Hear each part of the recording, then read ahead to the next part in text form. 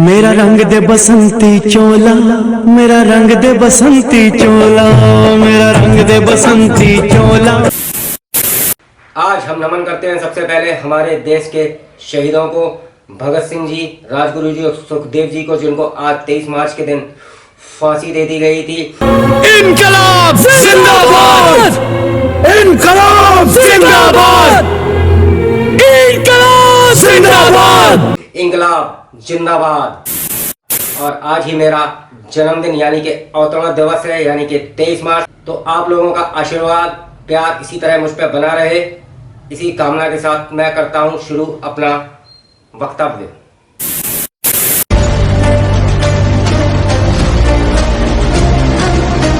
चेतावनी, वार्निंग है बेटा, पुलिस ने तुम्हें चारों तरफ से घेर लिया है।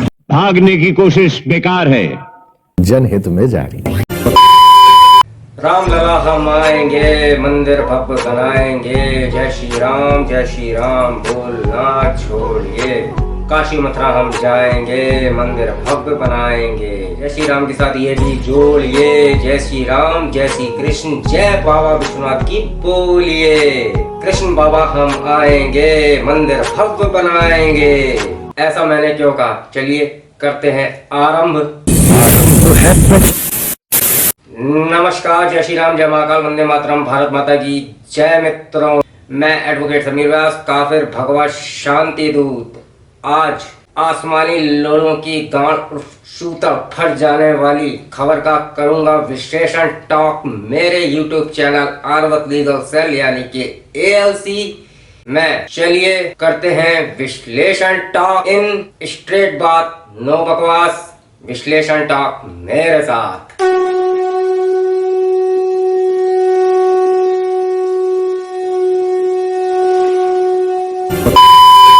शांति दूत, शांति दूत, शांति दूत, अद्भुत अदम्य भय की ये परिभाषा है, मिटती हुई आयशा की एक आशा है।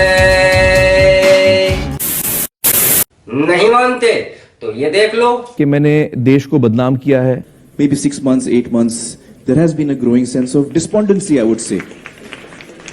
I mean, when I sit at home and talk to Kiran, you know, Kiran and I have lived all our lives in India. For the first time, Kiran says, should we move out of India? Now, that's a disastrous and very big statement for Kiran to make to me. She fears for her child. She fears for, you know, what the atmosphere around us will be. She feels scared to open the newspapers every day. So that does indicate that there is a sense of growing disquiet. It's a sense of growing despondency. Apart from alarm, there's one part of it is alarm. There's another part you feel depressed. You know, you feel low. You feel, you know, why is this happening? So that sense does exist in me, to be quite honest. चाचा, ओ भोंसड़ी वाले चाचा।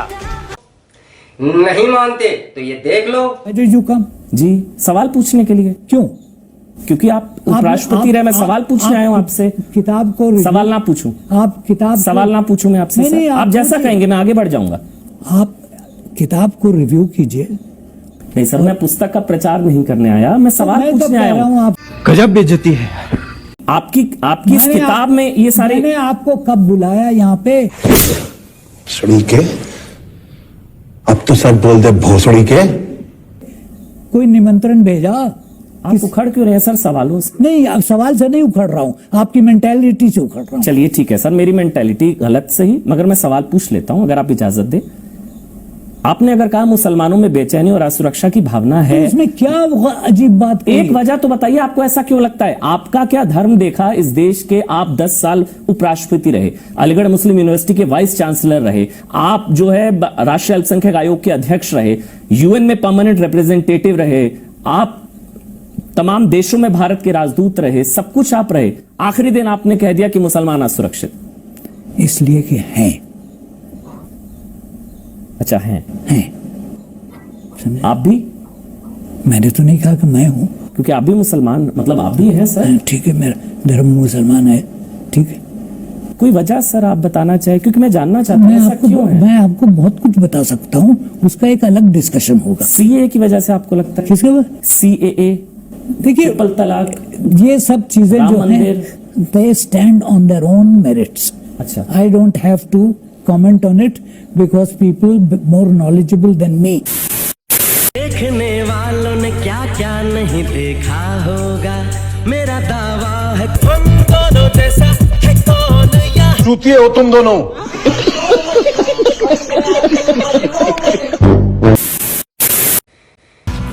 काफिरों की गर्दन पर ये छुरी फिरा के डर से भाग जाता है.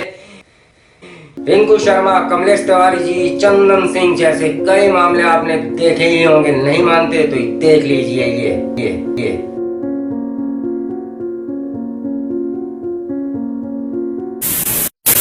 इनका भय, इनकी डर, इनके अंदर कितना डर है आप ये देखिए. तो इन मजहबी आसमानी लोड़ुओं के बारे में हम करेंगे बात सुप्रीम कोर्ट के उस निर्णय के साथ. मंदिर का बोर्ड तो नहीं हटा, लेकिन चचा शांति दूतों, सुप्रीम कोर्ट के इस फैसले ने फाड़ दिया है तुम्हारी. और डेंटिस्ट का सुझाया कोलगेट. इसलिए चाचा चाचा चाचा बड़े भाई का कुर्ता और छोटे भाई का पजामा पहनकर अपनी गान उठाकर दुआ करने बैठ जा. बाकी इनकी माँ की भोसड़ी. और डेंटिस्ट का सुझाया कोलगेट. इस कानूनी अधिकार को बताने से पहले मैं लगा लेता हूँ चश्मा, क्योंकि मुझे इसको देखकर आंसू आ जाएंगे.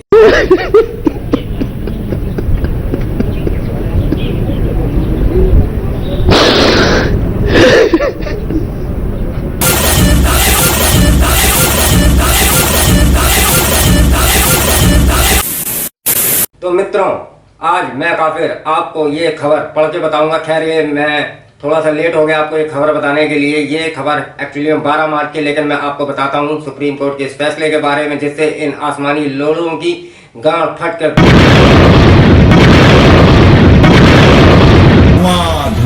धुआं हो जाएगी. तो एबीपी न्यूज की खबर ये मैं पढ़ रहा हूँ आपके सामने. मस्जिद या चर्च बन चुके पुराने मंदिरों पर दावा करने से रोकने वाले कानून को चुनौती. एससी ने मांगा सरकार से जवाब. तो इन मजहबी लोगों की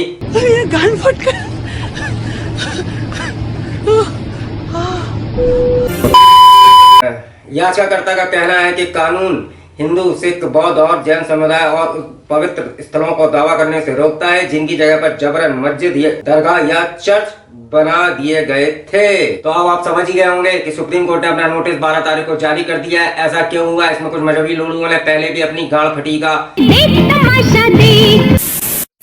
पिछली साल इसी मुद्दे पर विश्व भद्र पुजारी पुरोहित महासंघ नाम की संस्था ने याचिका दाखिल की थी.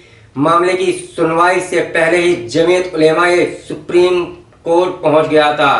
गांड फटी और दिल धड़का, शांति दूत के पेट में मेरा लड़का. इतनी कस के इनकी गांड फटी कि ये लोग कुछ नहीं कह पाए और ये उससे पहले ही सुप्रीम कोर्ट में पहुंच गए. धुआं हो चुका था. तो आप ये देखिए कि इन मजहबी आसमानी लोड़ुओं के बारे में कि ये किस तरीके से उस एक्ट का फायदा उठाते हैं. सुप्रीम कोर्ट ने 12 मार्च को सरकार से पूछा है कि किसी नागरिक को कोर्ट में आने से रोका जा सकता है क्या. 1991 के प्लेसेस ऑफ वर्शिप एक्ट को चुनौती देने वाली याचिका ने यह सबसे अहम सवाल उठाया गया है. यह कानून कहता है कि देश के सभी धार्मिक स्थलों की स्थिति वही बनाए रखी जाएगी जो 15 अगस्त 1947 को थी. याचिकाकर्ता का कहना है कि यह कानून हिंदू, सिख, बौद्ध और जैन समुदाय को उन पवित्र स्थलों पर दावा करने से रोकता है जिनकी जगह पर जबरन मस्जिद, दरगाह या चर्च बना दिए गए थे. यह न सिर्फ न्यायपालिका मौलिक अधिकार का हनन है बल्कि धार्मिक आधार पर भी भेदभाव है. इसी खबर को सुनते ही मजहबी लोगों की गान में हुआ धमाका. सुप्रीम कोर्ट ने कहा कि काफिरों का न्याय का रास्ता बंद नहीं कर सकते हैं आप.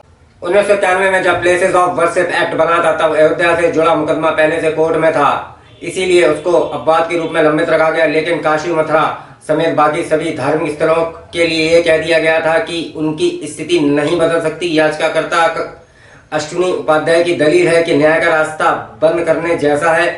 संसद ने इस तरह का कानून बनाकर विदेशी आक्रांताओं की तरफ से किए गए अन्याय को मान्यता दी है. संसद ने असंवैधानिक काम किया है. याचिका में यह भी कहा गया है कि संविधान का अनुच्छेद 25 लोगों को अपनी धार्मिक आस्था के पालन का अधिकार देता है.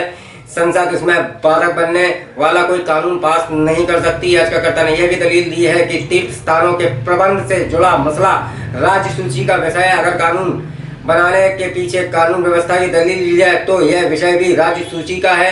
इसलिए संसद ने इस मसले पर कानून बनाकर असंवैधानिक काम किया है।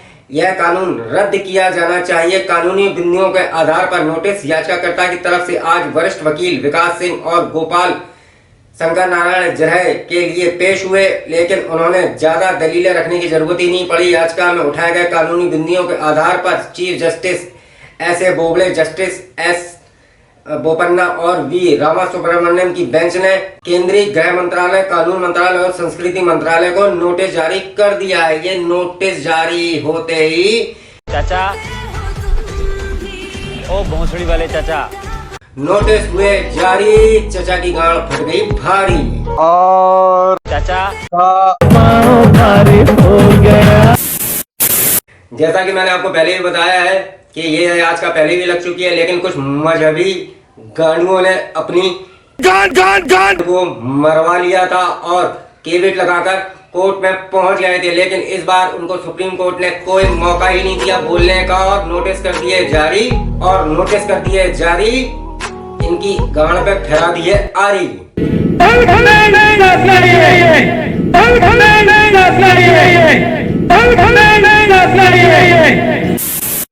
पिछले साल इसी मुद्दे पर विश्व भद्र पुजारी पुरोहित महासंघ की संस्था ने याचिका दाखिल की थी। मामले की सुनवाई से पहले ही जमीयत उलेमा ए हिंद सुप्रीम कोर्ट पहुंच गया था। सुन्नी मुस्लिम उलेमाओं के संगठन ने सुप्रीम कोर्ट से निवेदन किया था कि वह पुजारी महासंघ की याचिका पर सुनवाई न करे। जमीयत का कहना था कि अयोध्या के फैसले के बाद अगर सुप्रीम कोर्ट ने इस याचिका पर नोटिस जारी करता है तो इससे मुस्लिम समुदाय में डर का माहौल पैदा हो जाएगा। गाड़ियों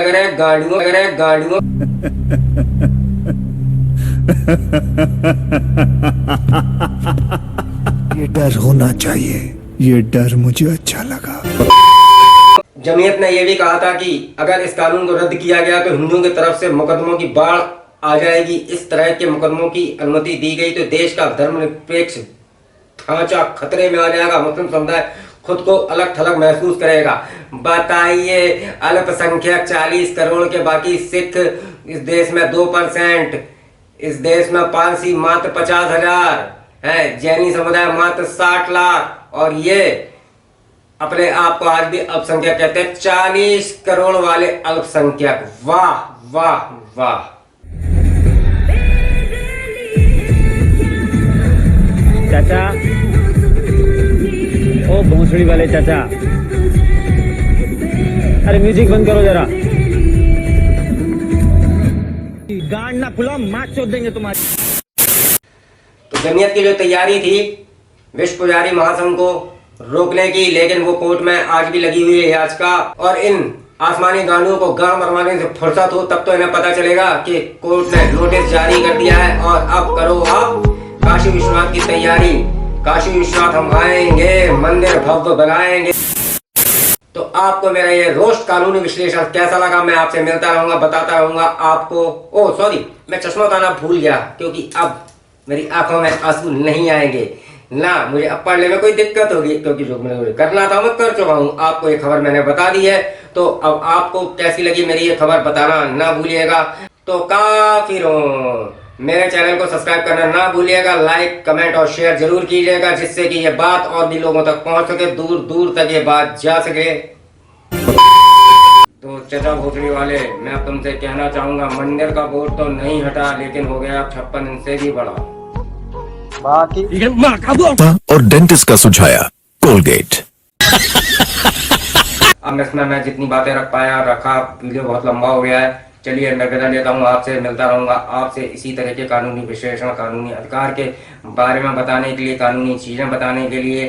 स्वस्थ व्यस्त मस्त रहिए, सावधान सतर्क सुरक्षित रहिए। नमस्कार, जय श्री राम, जय महाकाल, वंदे मातरम, भारत माता की जय। मित्रों।